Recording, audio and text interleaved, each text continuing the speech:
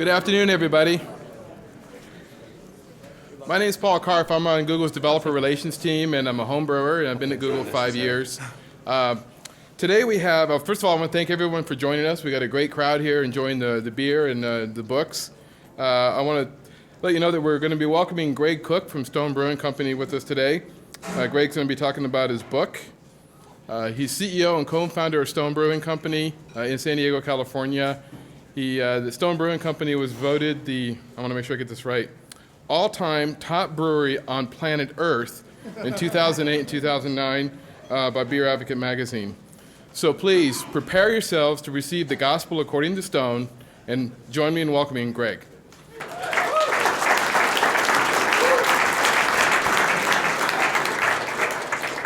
Thank you. Everybody enjoying a little afternoon beer here at Google? I think so. That's good, because I've noticed over the years that the Q&A section is always a little bit better when people are enjoying some beer in the audience. So we'll look forward to it. I've got to talk. This is around 40 minutes or so, and then I'd love to do some Q&A with you guys and go into any subjects that you would like. Again, I'm the CEO, co-founder of Stone. We've been around for now just a little over 15 years.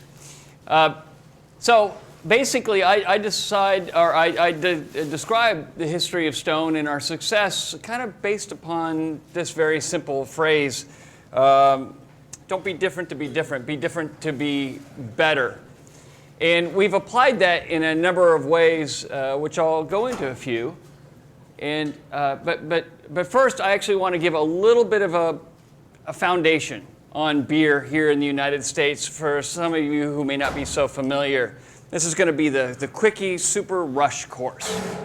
So it used to be back in the late 1800s, there were, of course, several thousand breweries in the United States, but they only went as far as a horse-drawn carriage could go out and back in a single day. They have very limited distribution. Fast forward to the Industrial Revolution, transportation changes and changes in refrigeration led to the big guys eating the smaller guys and consolidation, and a number of breweries in the United States started to drop precipitously from a high of over 3,500 breweries in the United States around 1880 to, by the turn of the century, about half that. And of course, this is the mother of organized crime in the United States. For those of you who get that, this is, of course, Carrie Nation. And Carrie Nation was behind the women's temperance movement, which eventually led to Prohibition, which led to organized crime. It's true. In the so-called Noble Experiment.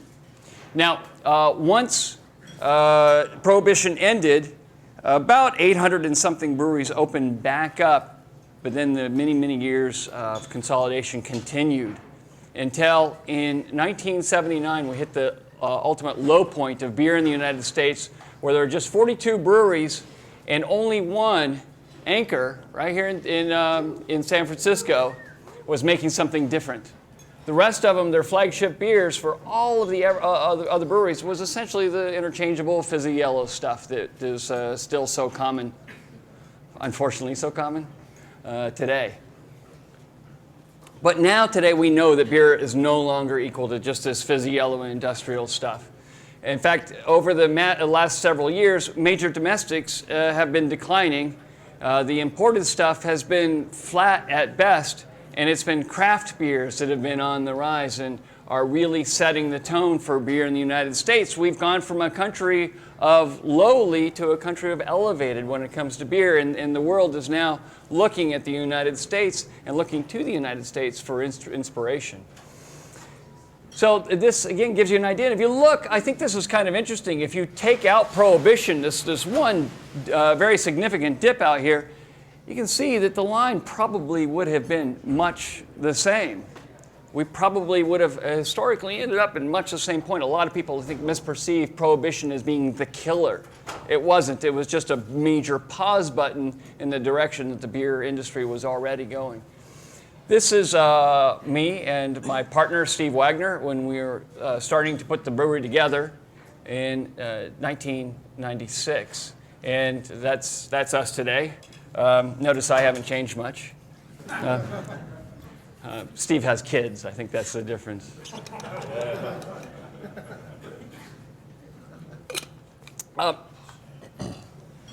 And this is our brewery today.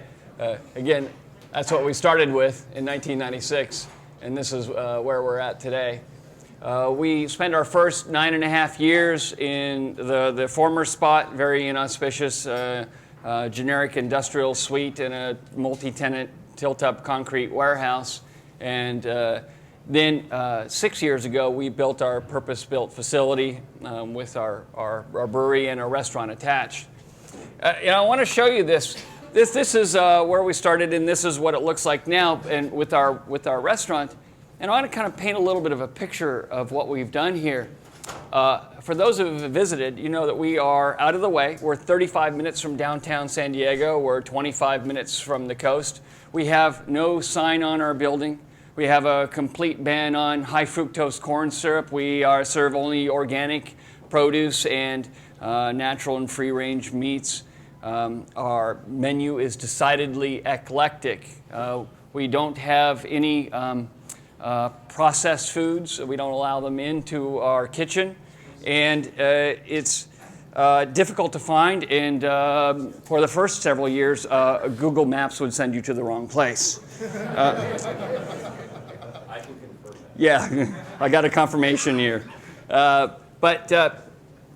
But with all of that, and also the three closest restaurants to us are an Applebee's, a Chili's, and an Olive Garden, which would suggest by traditional matrices of looking at how companies make decisions about where they have the possible populace that would be interested.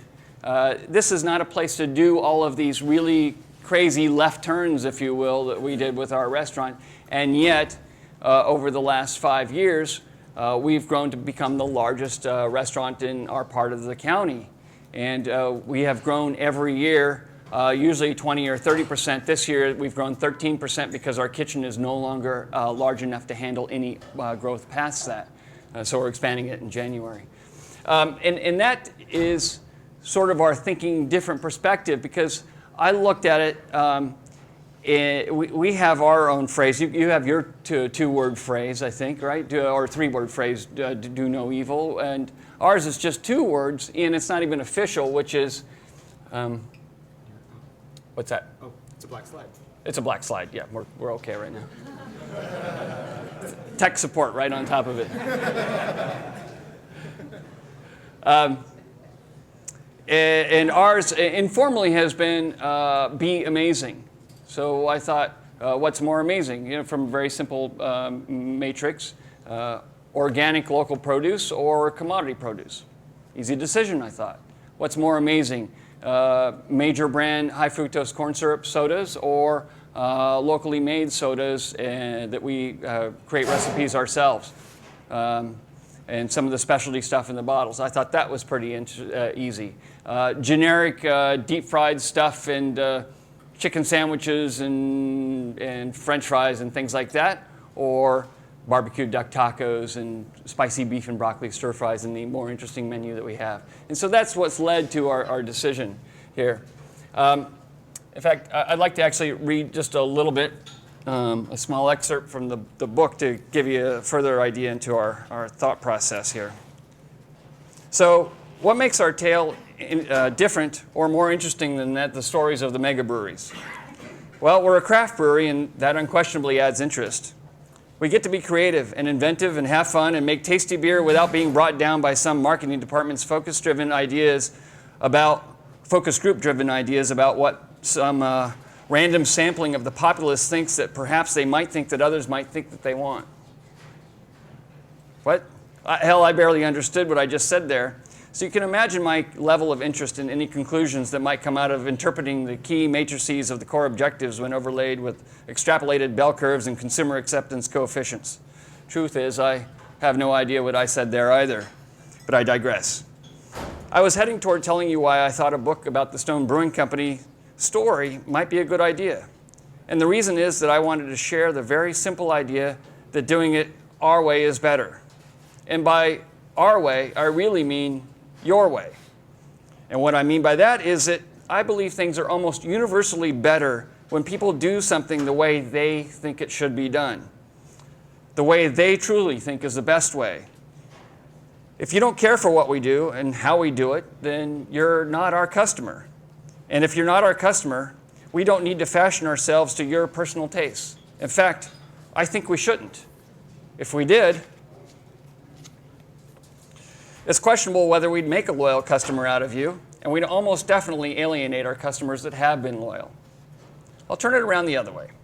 If you do something you're quite good at, and you're doing it your way, then it's simply up to me as your potential customer to decide for myself whether or not I like what you do. If I do, then I've just discovered that finally someone is doing whatever it is you do in a way that gets me excited. I'm thrilled that you've learned to do what you do so well and that you're doing it in a way that's unique and special. On the other hand, if I don't like what you do, then I can simply move on. Sure, I might decide that the best possible thing I could do for you is explain how much better it would be if you do what you do the way I think you should do it. But if you're smart, you'll file my invaluable advice in the round file. Now, I'm not one to say that all advice or perspectives from others is bad. Far from it. So how do you separate the barley from the chaff? It's simple.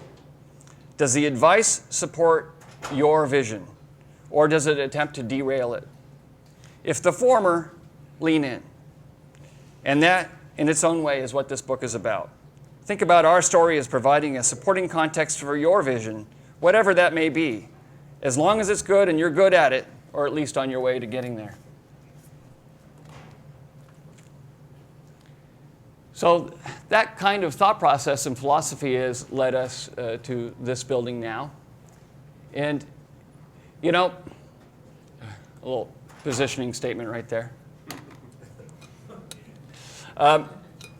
This is what the American populace has for so long thought of beer. Of course, they haven't thought it with a sticker on it. They thought of the contents of that glass. They thought of beer as being this rather simple, mostly just wet, cold, carbonated. And for perspectives, there's something called IBUs, International Bitterness Units. And you can actually measure the bitterness in beer. The bitterness threshold, low end of the threshold that the human palate can perceive, is around 7. Major industrial beers tend to be around 8 to 12 IBUs. For perspectives,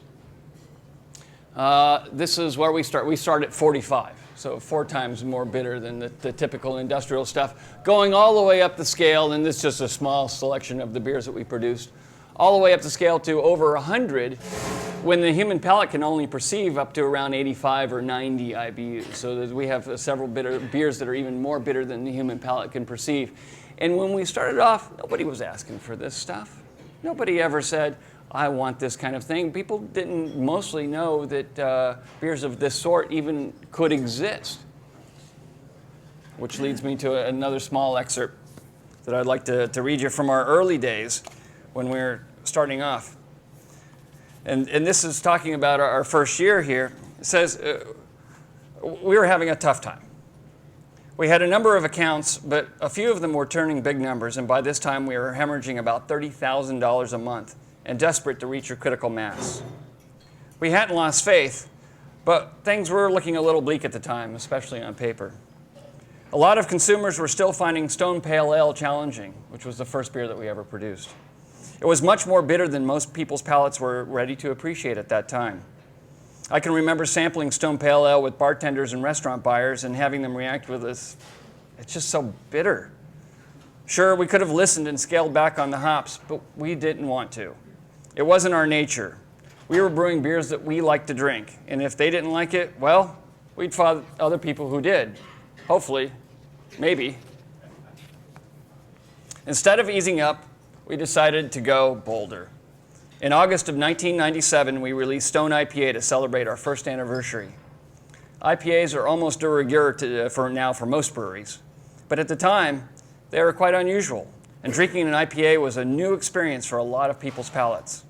Bitter, yes, but the fresh flavors and aromas that came from the hops, wow. And at the time, few people knew beer could even taste like this. Hopheads were being born, and Stone was certainly one of the delivery rooms. This hunger for hops was a great thing because we were gearing up to release another brew. It was, and still is, an aggressive beer. You probably won't like it. It's quite doubtful that you have the taste or sophistication to be able to appreciate an ale of this quality and depth. As I wrote on the back of the Arrogant Bastard Ale label in 1997. We first released this in November of 1997. It is considered to be the very first, the progenitor of the American Strong Ale category. 7.2%, intensely bitter, intensely flavorful.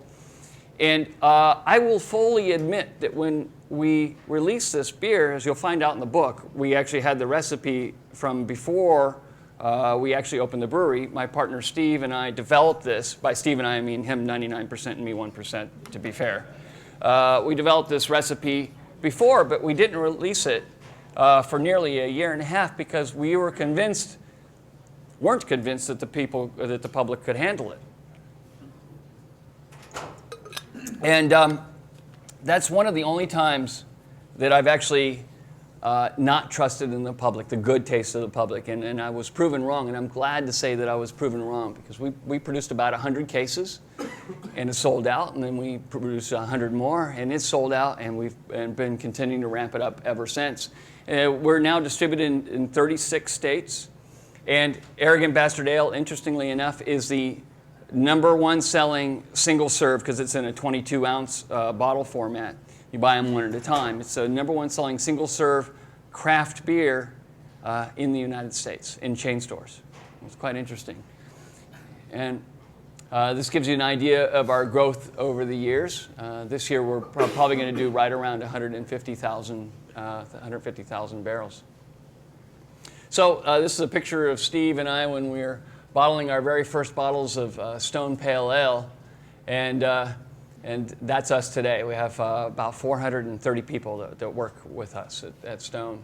We have a restaurant, we have a distribution division, and sales and merchandise, and we're having a lot of fun. And I think that it's been a privilege to be a part of this renaissance that is craft beer.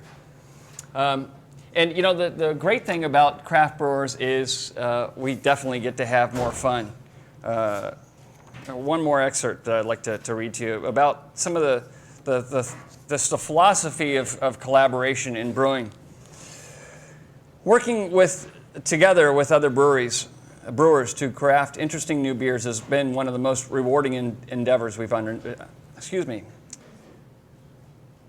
Working together with other breweries to craft interesting new beers has been one of the most rewarding endeavors we've undertaken.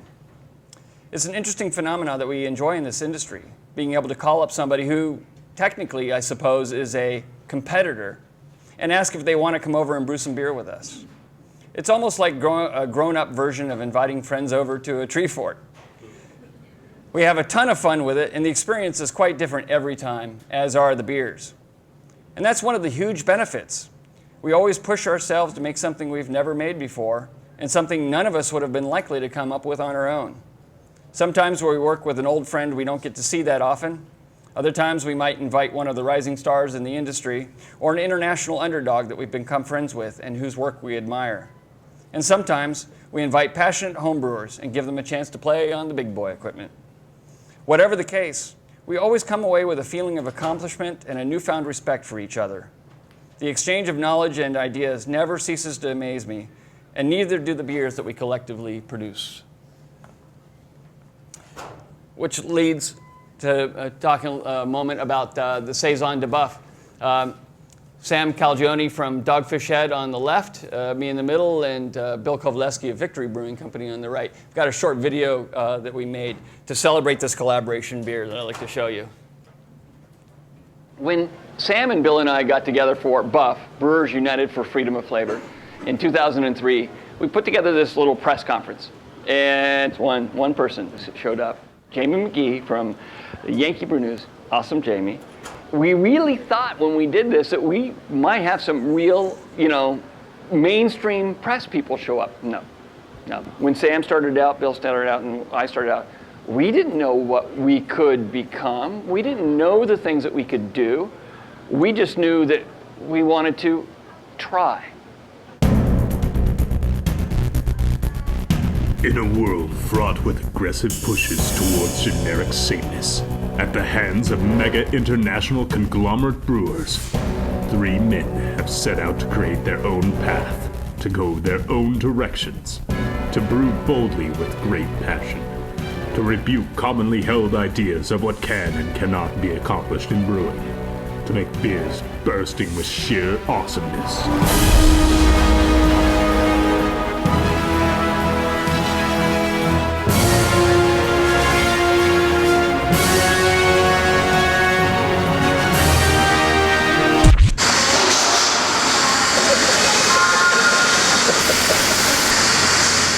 With these 3 brewers, the expectations are going to be astronomical. We wanted to do a beer that we've never done before. Bringing something new to the style is a challenge. I think we were up to the challenge. I think we rose to it. We're hoping it has a lot of those estery, spicy notes of a traditional Saison, but that the herbs that we're adding are going to bring it to a place that Saison's never been before. There was a conversation going on amongst the 3 of us, and something came up about sage, how much we love the flavor of sage. From there was a whole cascade of different herbs that we just pulled into it.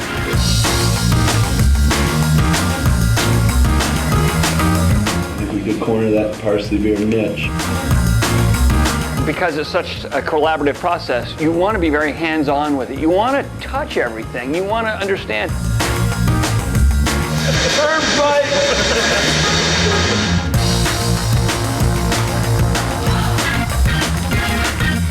The individual personalities of the 3 breweries definitely have to shine through. So talking Greg down off of the hop mountain, not an easy thing. Saison is such a cool style because it's really herbaceous and it's got peppery character, and you get this natural citrusy character as well. Add in these herbs that we're using, and it just makes this thing to a completely different level. I think it's going to be an extremely complex but drinkable, session-y Saison that hopefully something that the world's never seen before. Brewing is tough work. Ooh, yeah. Because I'm going to want to take a nap after lunch. I'm just laying up against that rock to be like, boy, those are lifelike garden gnomes you got. Yeah.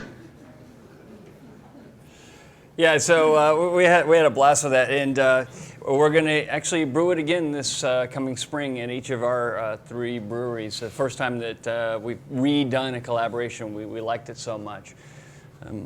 It's great fun to do stuff with, to have a wide variety of collaborations. Of course, collaborations can take many forms, such as this collaboration with Garrett Oliver, the brewmaster from Brooklyn Brewery. At least I think he thought it was a collaboration. All right, if you know Garrett, that was a lot funnier. In looking at philosophy in business and how to approach things, I kind of came up with this little axiom that I'd like to present to you. It has 2 major matrices, and they have this intersection here. And it depends on your goal. And if your goal is to either do the same old, which I think you guys don't do a lot around here, right? That's not the nature of your company. Or is it your goal to be creative? And then on the other side, it's your ability. And either you suck, or hopefully you don't suck, right? So let's look at each one of these equations. Same old, and you suck. What do you get? You're doomed. Well, yes, I'm not going to repeat that, but or same old approach, but you don't suck. Well, maybe doomed to mediocrity. How about creative and you suck? Well, you're doomed, but you're likely happier, and maybe, just maybe, you learn how not to suck at what you're doing. So you could be creative and not suck, and of course that's ultimate success. And I think that the takeaway that I like to share with people, and I give this, I get to talk to college students from time to time. So many people think that they need to focus on not sucking at the same old, and then that's the path that they feel they need to take. And I realize that I'm preaching to the converted here at Google, in that that it's the same old just ain't gonna fly. And if you do it and you're really creative and you don't suck at what you do, you can be pretty amazing. And again, I think we're in a room with that. So I want to share this. That's me back in the music days. I used to be in the music industry before I got into beer, and I think you can probably see some rock and roll filtering through to the Stone Brewing Company. And it was actually up here in the Bay Area. There was this. The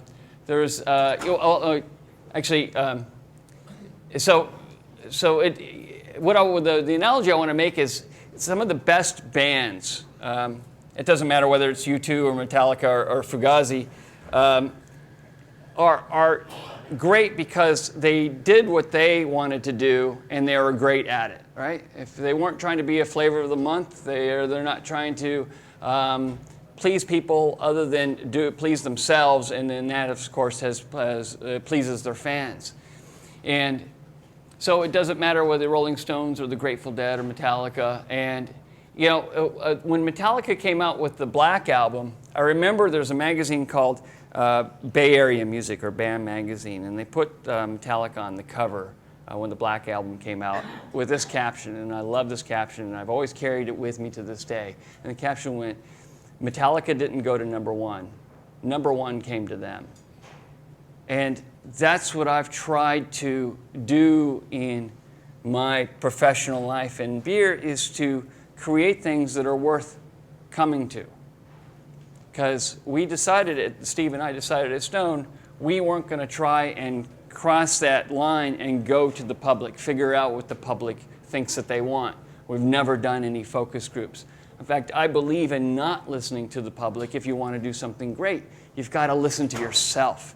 And then people who support your vision will follow you if you're good. And this is another small story. I was playing blackjack in Vegas many years ago and sitting by some grizzled old guy. And I was playing sort of frivolously. It was probably 3 a.m. This guy, we fell in this conversation. There's probably a few words here, every few hands. We weren't really chatty or anything. And he just shared a little piece of advice that I have also carried with me. He said, if I was going to lose, I'd mail it in. If I was going to break even, I'd stay home. He said, "Son, I came here to win." And that actually spoke to me, and I've always remembered the very simple words. It's like, I thought when I was going to get into beer, I got into it because I'm a beer geek. I fell down that rabbit hole. I became mad, passionate enthusiast for craft beers, and I felt eventually I just had to be a part of it. And I just said to myself, I'm not going to do this.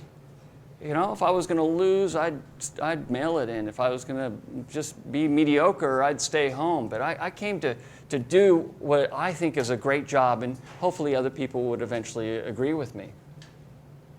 So what's the future hold for Stone? I thought I'd share with you some of the things that we're doing right now, as well as working on. This is Stone Farms. I'm a believer in organics. I'm a believer in local and sustainable. So we actually revived a small local organic farm that had failed last year, and we took over the farm in March of this year, and we've now revived it, and we supply a lot of the veggies for our restaurant from this farm, and to our restaurant there. So up there on the right, you can see our existing brewery, restaurant, and gardens. This year, at the end of the year, 1 year from now, we hope to be up and running with a second production facility right next door. And then across the street, as you can see, we're going to be putting an additional outdoor area and a hotel. We're actually building a 50-room boutique hotel. thought it would be fun. It's going to be really cool, too. We won't have a check-in counter, but you will be able to get your room key at the bar.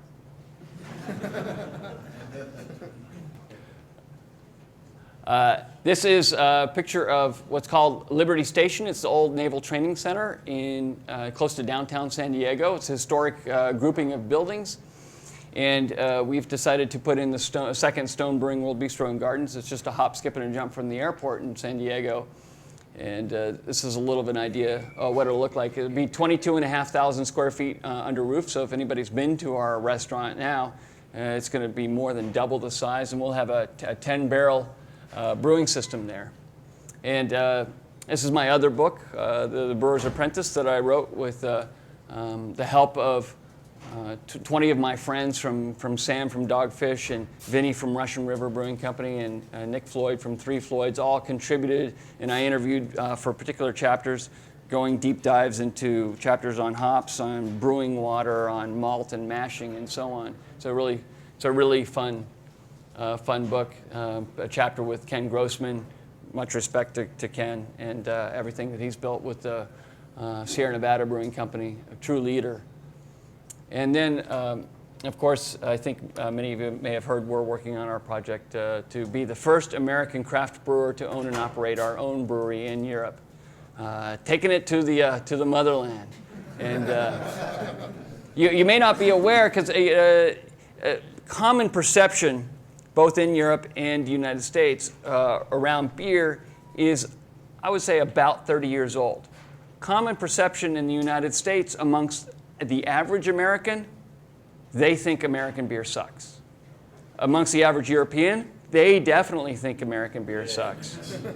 American beer most definitely does not suck. In fact, we are world leaders. And so we have completely transformed beer in this country, but still, there's a lagging learning curve. You guys are on the front edge of the curve. In Europe, and I'm going to say this, and I know this is going to be posted online. In Europe, most of the beers suck. Just like most of the beers in the United States used to suck. And there are, for clarity, there are many, many, many amazing small breweries, either traditional or new startups, that are doing great things in Europe. I believe in the movement of the craft brewers and the traditional, the artisanal brewers, and we hope to just be a part of that. And I know that we'll be able to put a little bit of a unique face onto that to help get some attention. Plus, we like to showcase other beers. If you've been to our restaurant, you know that we have 32 beers on draft and about 130 in the bottle. On draft, 2/3 are guest beers. And in the bottle, about 128 of the 130 are guest beers, really specialty beers. We don't have any commodity beers. And we love sharing the cult and culture of craft and specialty brewing across its many wide and varied spectrums. And in Europe, we hope to have a restaurant as part of our facility there as well. And although we haven't figured out exactly where, we've been looking, we've visited over 100 locations, 100 potential sites in 9 countries. Just as an example, if we open up a brewery in Germany, which is possible, but I'm not making an announcement right here, but it's possible, I'll bet you within 1 year we have the best selection of German craft and traditional artisanal beer in all of Germany. And it's almost sad that we could even have a chance at claiming that title, that instead, because you can't go to Germany and find amazing selections of German beer all over in bars or even stores. I mean, there's a small, you could count them on 2 hands in the entire country that have amazing cross-sectional selections of great German specialty and artisanal beer. So, the traditional European culture it's very silo. It's like they drink that beer in that town, and that other town that's 20 minutes away. It's like, saying from down here close to San Jose, no, we don't drink Anchor. They drink that in San Francisco. We do not drink that here. Here we drink Gordon Biersch, and that's it. or Tide House, whatever, And of course, as an American craft beer enthusiast, you go like, "You're kidding me? Yeah, I love Anchor, but I love all these other ones as well." And so that's the tone of beer in Europe right now. So, as I said, our goal is to not just to be different, but to be different to be better. And with that, I'd like to have a conversation. Take your questions.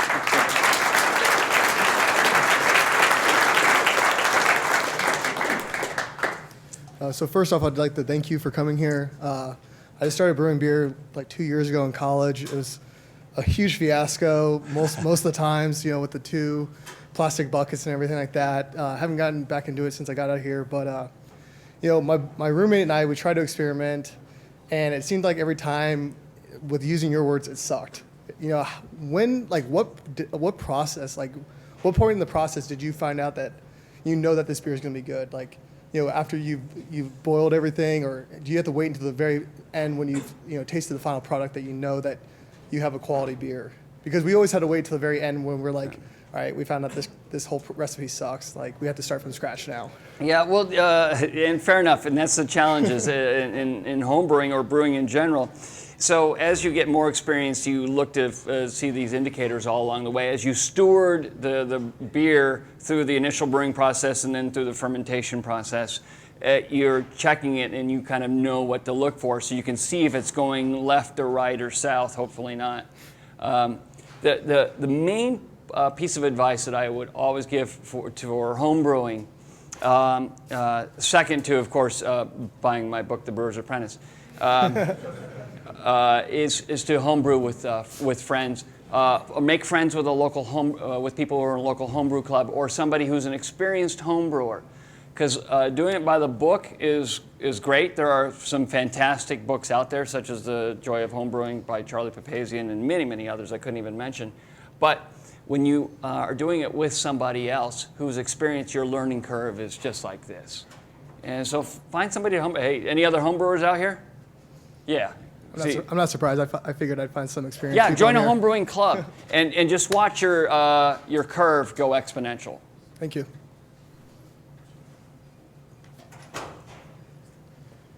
Thanks for coming. Interesting factoid, my 4-year-old son has called your restaurant his favorite restaurant in the world. Awesome. He loves the beer garden. You mentioned collaborations. Are there any collaborations that that are upcoming that you could tell us about, or ones that you're really hoping to arrange? We are. Where's my co-author Randy Clemens is here, by the way. Where's Randy? There he is over there. He's the co-author of this book. Everybody, give Randy a hand. Randy works in PR with us too. So it turns out I can, so I will mention it. There's the upcoming Alchemist, which is a great brewery in Vermont, and they went through, they sustained a lot of damage from Hurricane Irene. And they contacted us about if we could do something to do some fundraising for some of the community out that way. And we decided, because the guy who runs the Alchemist used to work with Greg Noonan at the Vermont Pub and Brewery. Sorry, I'm getting beer geek on you guys. Greg Noonan is considered to be the person who first created the black IPA style in 1990, all the way back in 1990. So we brewed with them, and Jamie Floyd from Ninkasi up in Eugene, Oregon, which is up in the People's Republic of Cascadia. And some folks up there have called the black IPA style the Cascadian Dark Ale. So we thought we'd do this little solidarity thing. So, long story short, we created together the More Brown Than Black IPA, and it'll be out. Randy, when's it going to be out? A couple weeks? December 19th. There you go. I think this is our first formal announcement of that. So I hope that was a good answer. Cool. If you want to shout from the audience, I can repeat the question for everybody if you don't want to get up to the mic. Worst beer you've ever had in production? The worst beer that we've ever produced? No. That I've ever tasted. The worst beer that I've ever tasted, unfortunately, I have to say that's near countless, but fortunately not as countless as all these incredible beers that I have also gotten to taste. I am not on the side of the fence that says there's no such thing as a bad beer. I can tell you I'm in the industry. There's lots of really bad beer out there. But fortunately, today, that's what's so wonderful about all of this, there is more great beer than bad beer out there by a wide margin, and the great beer out there is really great. So I'm not going to name a particular brand name. But, here's the challenge. So much of the bad beer never intended to be great. They intended to fill a market, what they consider to be a market need or a market niche or a market opportunity, essentially selling lowest common denominator stuff to the masses. So it's not fair to point at it and say, this is a bad beer, because the brewmaster or somebody insider, would tell you under their breath, it was never intended to be good. It was never intended to be great. So there's black IPAs, Belgian IPAs. It seems like there's new styles appearing, especially with the long spectrum of beer. What new styles are you excited about? Are you thinking about? What are your favorites? Yeah, so with black IPAs and Belgian IPAs and all these new hybrid styles being created, what am I excited about? I definitely got excited about black IPAs. We first came out with the Stone 11th Anniversary Ale that has later become brought to our full-time lineup as the Stone Sublimely Self-Righteous, which is a black IPA, and it has become one of the better-known black IPAs. And the Stone Cali Belgique IPA, which is our Belgian IPA, one of the earlier versions available of that style. God, what is coming up? I just like that. 15 years ago, I had spent 10 years learning about beer,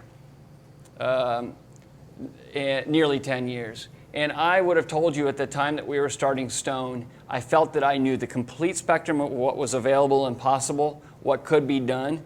I was so ignorant. And I am constantly delighted and surprised to learn these crazy things that brewers are doing. I recently had a coffee IPA, a coffee stout makes all kinds of sense. The flavors just meld naturally, but a coffee IPA took it in a completely different direction. It was delicious. And I got to contemplate it at 3 o'clock in the morning as I was still awake. I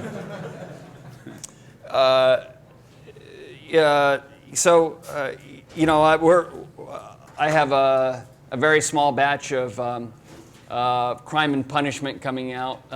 Punishment is double bastard ale with a ton of chili peppers from Stone Farm. So it's 11% really intense, 11% American Strong Ale, double bastard ale we come out with once a year in November. And barrel aged, we have a barrel aged version with peppers from Stone Farms, and it is punishingly hot. And it's so intense in its flavor profile. It's not like those fizzy yellow beers with a chili dropped in, which are kind of one-dimensional. So learning, I used to poo-poo chili beers. It's gimmicky. And now I know that, a lot of people are going to consider it gimmicky. That's fine, but the flavors are really intense and deep and good. Yes, sir. So I just returned from a trip to Belgium. I have the good luck to attend an annual software conference there. And I made my annual pilgrimage to Cantillon. And I want to defend the Europeans for a moment. The brewmaster there does not think American craft brews suck. And in fact, he borrows ideas from them. They did a collaboration beer this year with a grape farmer in the Rhone Valley. So, there are enlightened folks over there too. I'm sorry if I didn't suggest, if I suggested otherwise. I'm, Jean Van Roy, the brewers, stayed at my house. I've been to Cantillon many times. My first time was 1995. I am a diehard fan of everything they do. So just to set the record straight, there are many, many, many small, artisanal, creative craft brewing. With Cantillon, they would qualify as being a traditional because they are ultra traditional. Incredible breweries going on. But most Europeans drink industrial stuff. And he'll tell you that. In fact, I have posted a video. There's a YouTube video of a conversation that I had at Moederlambic, which is a place, the home, if you will, the tap house that has the most Cantillon on tap in the world. And just a short walk from Cantillon, and I spent some time talking. You want to hear people saying bad things about the European beer industry and about the Belgian industry? Listen to those guys and what they say, and they're in Brussels. Yeah, he told me lots of stories too, like about how the amounts of sugar in the beers are increasing year by year to appeal to the Pepsi generation and all that. Right. So, same deal. Yeah, we're kindred spirits, definitely. I agree with you. Hi. Can you tell us a little bit more about that decision process of going from a beer enthusiast to deciding that you actually wanted to go into the business of brewing beer and not just brewing beer? It was a very challenging decision for me because I first discovered, I had my first Anchor Steam. That was my first epiphany moment, enlightenment moment in 1987, and we opened up Stone in 1996. So there was a fair gap of time there, and there was I would say at least 3 years to even 4 years where I climbed the cliff, the mountain of beer knowledge. Not to the top, I never, I'm still climbing that one. But I got high enough where it came time and I was looking over the edge of actually doing it, and I walked along that edge of, do I dare take that leap? Do I dare take that, entrepreneurial business risk, everything else? For several years I walked along that edge. Both Steve and I did, and finally we just said, we have to do this. We felt compelled. So it's hard to say, there was that one moment or one trigger point. We just continued to do it. And when we opened Stone in 1996, I thought we were opening too late to make any level of a splash in the beer industry at all. Because the craft beer was so dense at that time. In fact, I loved the Bay Area, and at that time I really wanted to continue living in the Bay Area. But we did it in San Diego. I love San Diego, of course. But I thought it was too dense in the Bay Area. There would be no chance to have success as a small brewer in the Bay Area because there are too many. Now there's, I now today believe if you followed that other model that I showed of, not sucking, following your passion, I think you can, if you do a great job, you can be successful. Thank you. Yeah. Hi. I just moved out here not too long ago from the East Coast, so I've been following Sam and all his delicious beers for some time, and Victory as well, and some of the others out there. I came out here, I was a little concerned I wasn't going to be able to find these good beers, and then I discovered there's a lot, as you were just saying, there's just a lot of really good beers out here. There doesn't seem to be a lot of crossover between the East Coast and West Coast beers. A lot of the beers that I find here, I didn't find on the shelves out there. And I do find Dogfish Head here a little bit, but only a couple of their varieties. Are we really still fairly regional, or is it just difficult to distribute? Is there some difference in taste from East to West Coast? Or? Yes. And plus many other points on the laundry list of the challenges of beer industry and beer distribution. But it does seem to be that west to east for craft beers flows easier. You'll find more West Coast beers on the East Coast or in the Midwest and the East Coast, and you'll find a little smaller flow this direction. Traditionally is 15 years ago, 20 years ago, even today, East Coast breweries have tended to often make what I will define as more polite beer, versus the beers I will be the first to admit at Stone we often make mini beers that are considerably not polite, and so the polite beers don't tend to gravitate as much. If you're in California and San Diego, you become this uber hophead like many of us have become. We can appreciate and enjoy those beers, but we really gravitate more back to something that's like, oh yeah. Are you finding yourself that way? I mean, as you've developed your knowledge curve of West Coast beers and breweries, and have you made a trip back and said, wow, this beer just doesn't taste the same as it used to me? I haven't actually been out here long enough to properly say that, I suppose. I haven't been back to the East Coast yet since I've come here.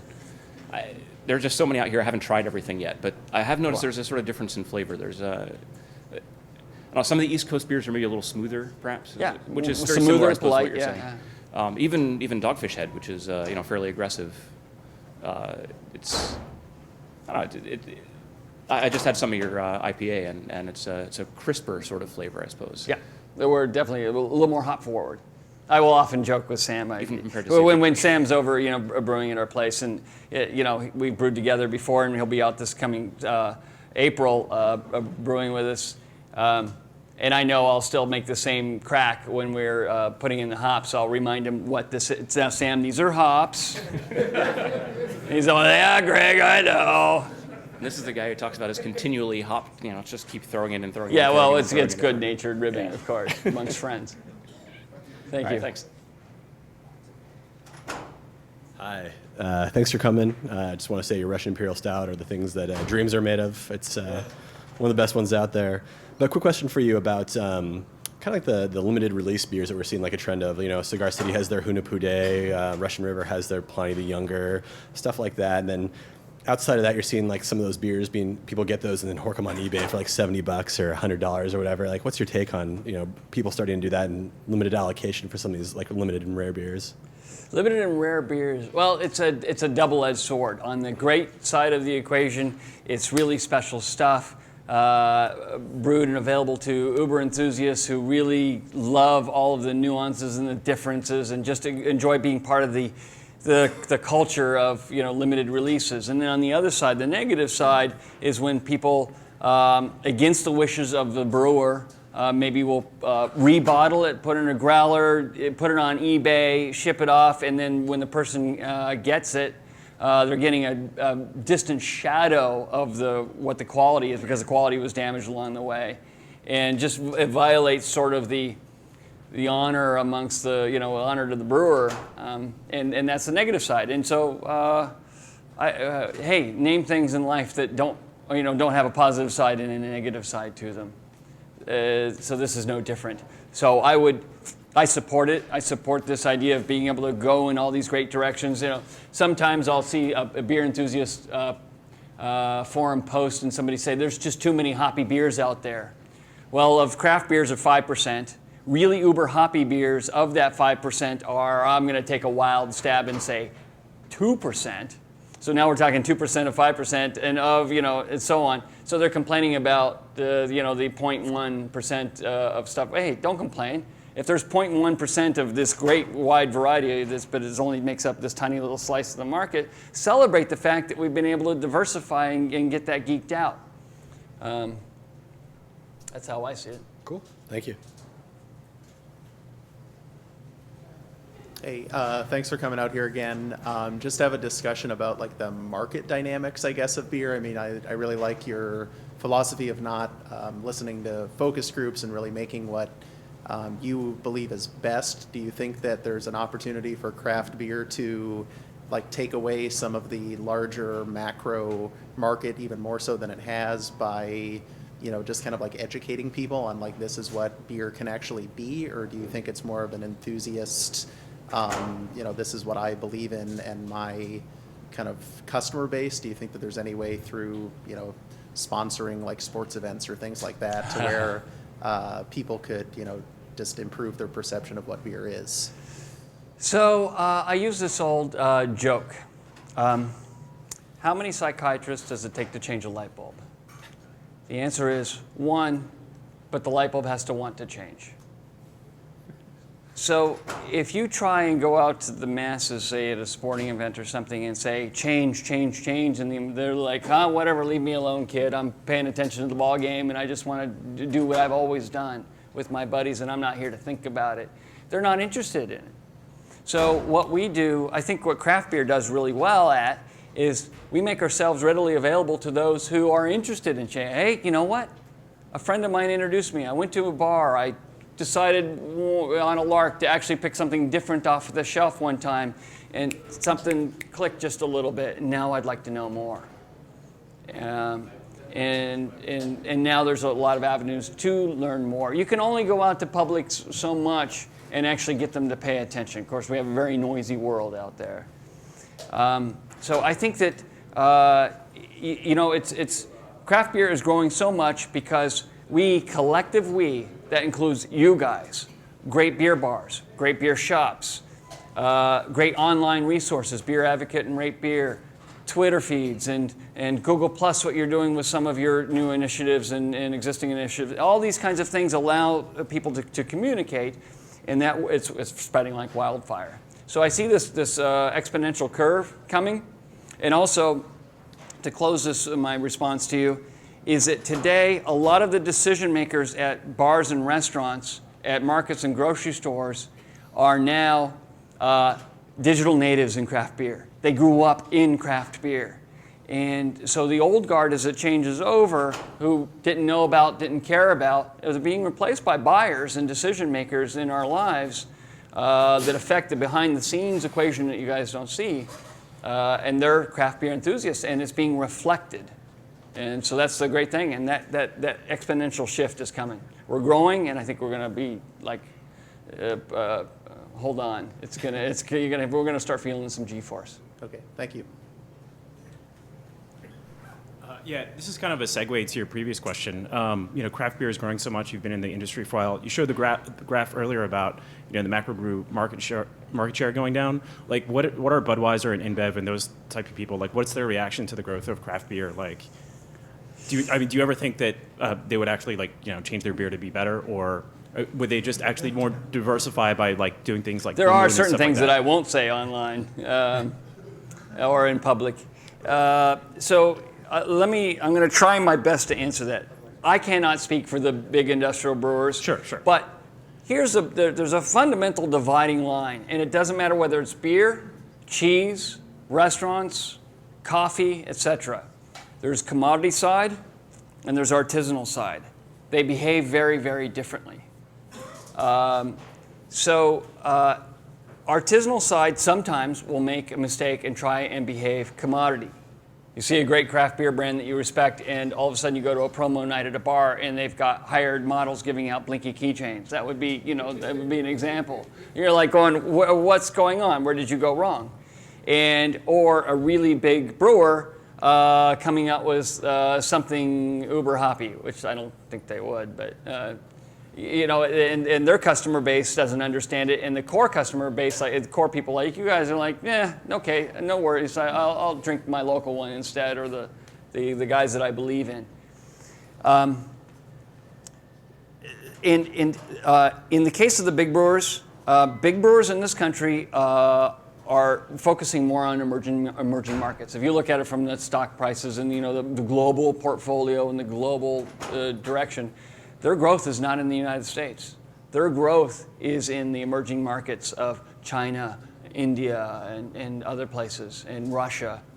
And so they speak, I speak in IBUs, and they speak in billions of dollars. And so we use a different language, commodity language and artisanal language. Anheuser-Busch InBev, I'm not speaking for that company, but Anheuser-Busch InBev, I believe, this is what I've read, that they're down in their numbers and they're up in their profits. So they're spending less money trying to generate or grow the U.S. market, and they're kind of taking money out and putting it into emerging markets where the real growth is. Mm-hmm. That's what I've understood as I've read. Okay, cool. Again, Thanks. I'm not speaking for any of those companies. Can't do that. Cool. Thanks. So you talked a little bit about bringing back some of your collaboration, well, one specifically, but I'm wondering if you had any thoughts of bringing back a lot of the other ones that you've done over the years, since I didn't manage to get enough bottles of some of them, and would really like a way to replenish my supply, especially of the Scotch Ale from earlier this year. Well, that one, okay, so you're talking about the... Highway 78. Yeah, so that was a collaboration we did with Firestone Walker and Randy, help. My brain just went away. Where is he? He can't help. He left. That's what I'm trying to come up with. Yeah, the Highway 78 Scotch Ale. So it's the Green Flash, Pizza Port Carlsbad, Stone, Highway 78 Scotch Ale. So we intended to, originally with the original recipe, age it in Scotch whiskey barrels that didn't arrive in time. So when they did arrive, we decided to rebrew it, and it's been sitting in the barrels since this past Where spring. exactly? Pardon? Where exactly do you have latitude and longitude? At Stone, try your best. So we will be re-releasing a barrel-aged version of that this coming spring. What about some of the other ones? And some of the other, I would say that 99% of our collaboration beers are Vertical Epic Series beers. Well, none of the Vertical Epic Series do we ever plan to rebrew. That's kind of what that was all about. These are one-time things.